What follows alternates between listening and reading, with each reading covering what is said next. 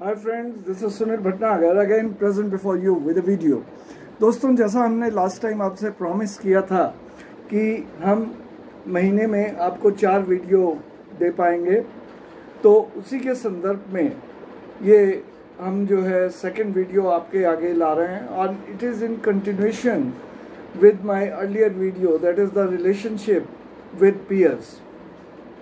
तो जैसा हम जानते हैं कि जब हम ज्वाइन करते हैं किसी भी ऑर्गेनाइजेशन में एज ए फ्रेशर और as a experience holder, we have to deal with 3 types of people.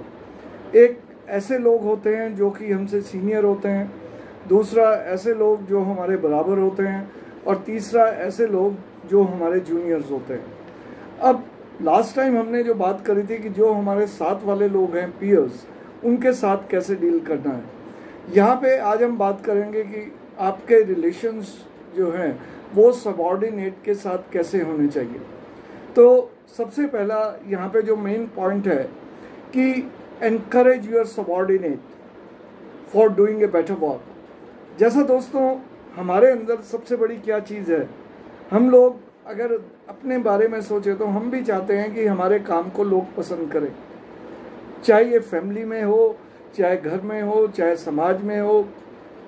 तो ऐसे ही आपका जो जूनियर है वो भी ये चाहता है कि उसको अगर उसने अच्छा कार्य किया है तो उसे एप्रिशिएट किया जाए. और इसमें आप लिबरल बने. ये नहीं है कि मैं कल कर दूंगा या परसों अगर मैंने ज़्यादा बोला तो ये हवा में आ जाएगा. Don't do like that. Be liberal in appreciating the work of your juniors. और हाँ, अगर वो गलती भी करे तो उसे इस ढंग से आप बताएं जिससे कि उसकी फीलिंग्स जो हैं वो हर्ट ना हो. दूसरी चीज़ है कि हमें जब किसी को डांटना है या हम काम समझा रहे हैं तो हम को उसके ढंग से सोचना होगा. दोस्तों, एक पर्टिकुलर फैक्ट्री के अंदर हमने ये ऑब्जर्व किया कि एक पर्टिकुलर दिन एक काफ़ी लोग जो हैं वो एब्सेंट हो जाते थे.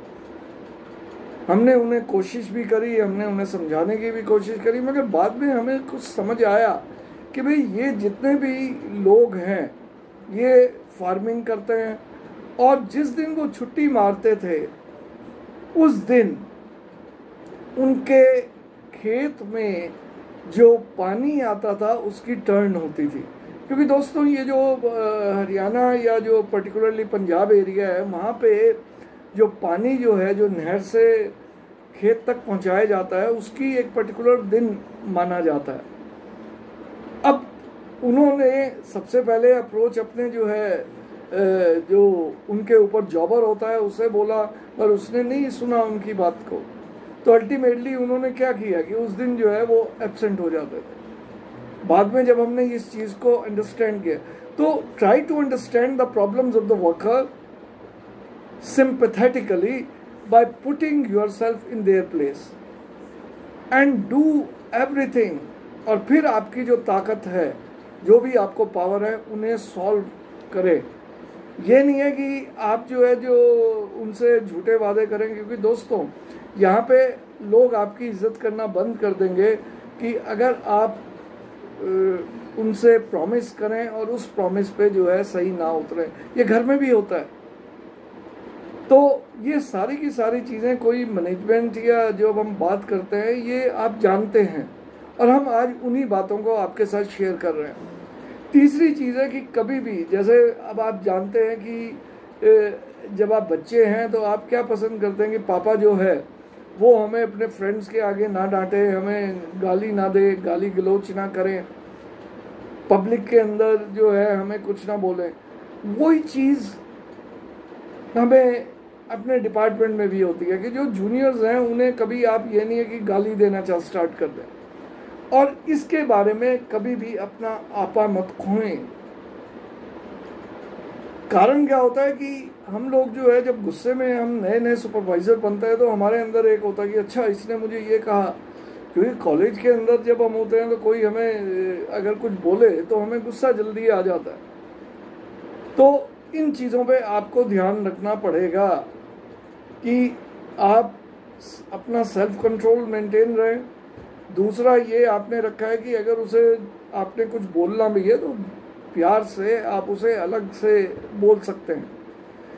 चौथी चीज़ जो मैं आपको यहाँ पे बात करना चाहूँगा कि आप जब व्यवहार कर रहे हैं तो वो एक एग्जाम्पल बन जाए।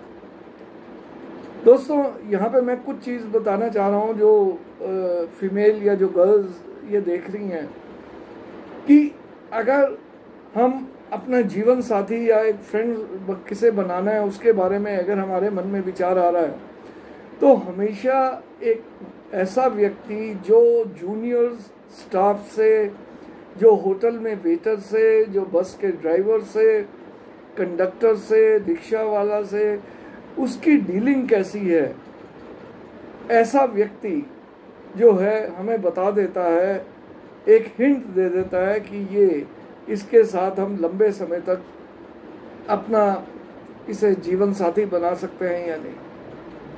तो दोस्तों जूनियर्स के साथ जब आप बात कर रहे हैं तो आपको एक ऐसा बात करें जिससे कि एक एग्जाम्पल सेट हो और अपने काम में आपकी स्किल आपके जूनियर से ज़्यादा होनी चाहिए, क्योंकि आपकी इज्जत तभी जूनियर करेगा जब आपको वो काम आता है। आप डांट तो रहे हैं कि भाई तुझे काम नहीं आता, मगर जब वो आप उसे करके नहीं दिखा पा रहे क्योंकि आपको नहीं आता, धागा लगाना नहीं आता, आपको जो है बॉबिन करनी, आप उसको तो कहते हैं कि भाई तेरी 10 पीसिंग होनी चाहिए, पर वो 10 पीसिंग जो है वो कर सकता है, तो आप जो है पता लगा एक ही धागा भी नहीं लगा सकते।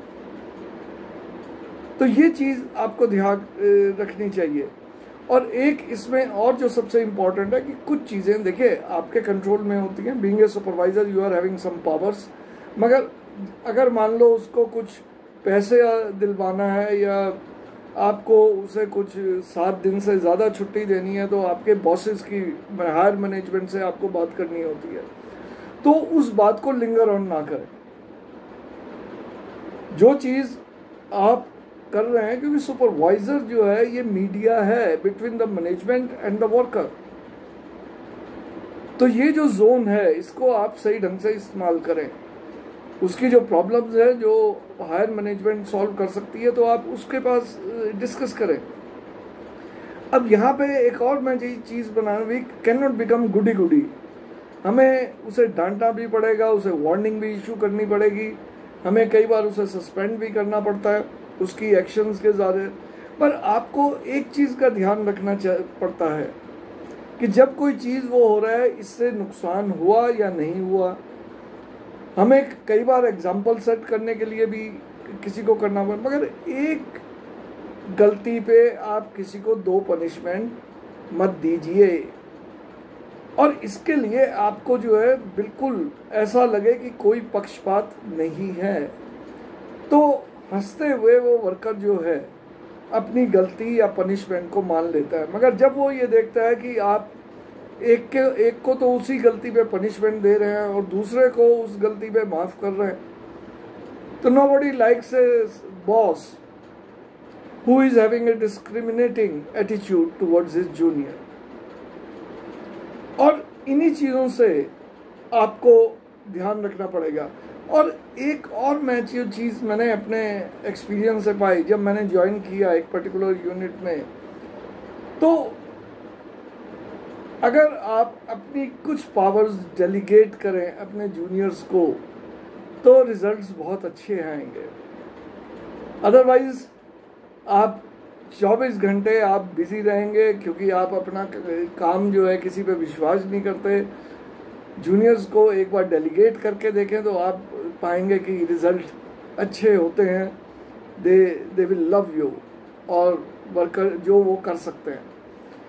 और यहाँ पे मैं एक और चीज़ बताऊँगा कि आपको फॉर्मनेस भी दिखानी होती है, कई जगह पे फ्लेक्सिबिलिटी भी दिखानी होती है, और ये समय के साथ आपको देखना होता है कि कहाँ मुझे फॉर्म होना है और कहाँ फ्लेक्सिबल होना है। ये नहीं है कि भाई ये मैंने जो कह दिया ये लकीर की फ़कीर है, अब मैं इस पे वापस नहीं आऊँगा। और सबसे बड़ी यहाँ पे एक और जो चीज़ मैं बताना चाहूँगा कि अपने जूनियर्स को आपको बताना पड़ता है कि भाई आप और मैनेजमेंट उनसे क्या एक्सपेक्ट करती है, और जब भी आप कोई उन पे काम डेलीगेट करें तो उसको फॉलो अप एक्शन भी लें, क्योंकि देखिए उसका बैकग्राउंड अलग है। ये नहीं है कि हम लोग जो है हम ये मान के चलें कि वो सब जानता है, उसके अंदर ये होना चाहिए था, उसे ये कर देना चाहिए था। You have to think about that. तो friends, this is all for today. और मेरा ख्याल है कि आपकी तरक्की आपके जूनियर्स की मेहनत से ही होती है। ये चीज़ आपको ध्यान रखना पड़ता है। हम मशीन नहीं चलाते, मशीन पे काम जो है हमारा जूनियर करता है, डॉफ वो ही निकालता है। तो किस प्रकार से आप व्यवहार करते हैं, किस प्रकार से आप अपनी टीम में उसको साथ लेके चलते हैं, तो उसका असर आपकी प्रमोशन, आपके माइंडसेट, इन सब चीज़ों पे पड़ता है। Thank you friends, have a nice day. आपको ये कैसा लगा इसके बाद